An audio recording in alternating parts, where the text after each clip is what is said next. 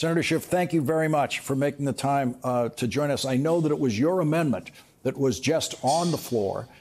It was your amendment to guarantee food assistance be continued for families with children under 12, and every Republican in the Senate, 53 of them, voted against your amendment to guarantee nutritional support for children under 12 in this country. Did you think you had a chance of at least peeling off a few Republicans on this one? I did think there was a chance of peeling off at least a few Republicans because, after all, how do you make the argument that feeding hungry kids is somehow a waste? But that's the argument they're making. They made one additional argument, which is we'd have to go back to committee to fix this, to make sure we're not leaving kids hungry, and we're not willing to spend the time. That was the other argument. This bill is bad in innumerable ways, in taking health care away from people, but in taking food away from our kids. And what's more, not just the kids of today going hungry, but they're also borrowing from our kids and grandkids to pay for this tax cut.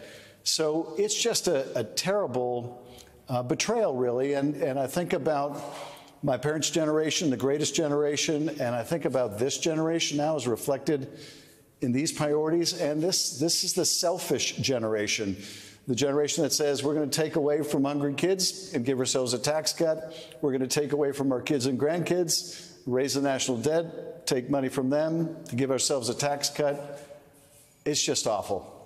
Senator, I've been reporting on what the Republicans, Donald Trump, Elon Musk, and with the full support of Republicans in Congress, have done to USAID, in which by killing the United States Agency for International Development, they literally and specifically took food away from starving children in Africa and elsewhere.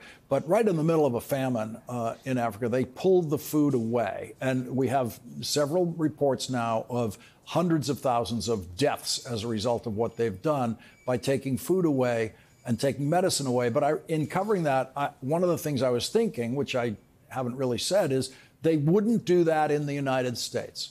And it turns out your amendment tells me I was wrong about that. Yeah, sadly, you would have been wrong if you try to make that distinction. It's just not about cutting off aid to those outside the country. It's about cutting off assistance food to people inside the country. And what's more, with respect to the health care cuts, there are now credible studies that thousands of Americans are going to die as a result of these health care cuts, maybe tens of thousands of Americans. So this is the cost, literally the cost to the American people of this bill: loss of life, more hungry families. And what do we get out of it? What's the benefit? Well, Lawrence, if people out there watching are making more than $5 million a year, they're going to get a tax cut of $346,000 a year. So if you're really doing well, there's a big tax cut coming your way. If you're a single parent trying to feed your kids, then you're in for tremendous hardship.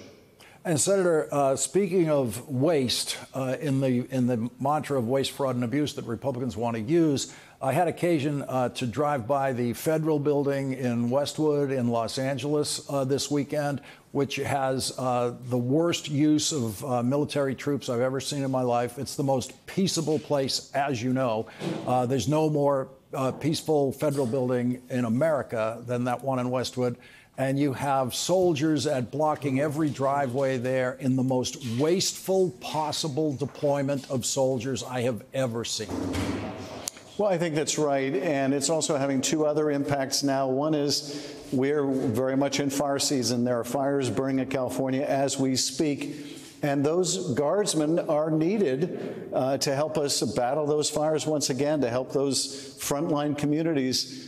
And what's more, I think the morale is really starting to suffer now. That is, people who signed up for the Guard did so because they wanted to protect and defend their country. They didn't sign up to do domestic law enforcement, let alone to be used as a political tool the way Donald Trump is. So it is, I think, harming morale in the Guard. It is harming our defenses against fire. And it is really breaching the trust that Californians have in our own Guard. We love our National Guard. They're there for us in times of trouble, and this is just eroding that relationship.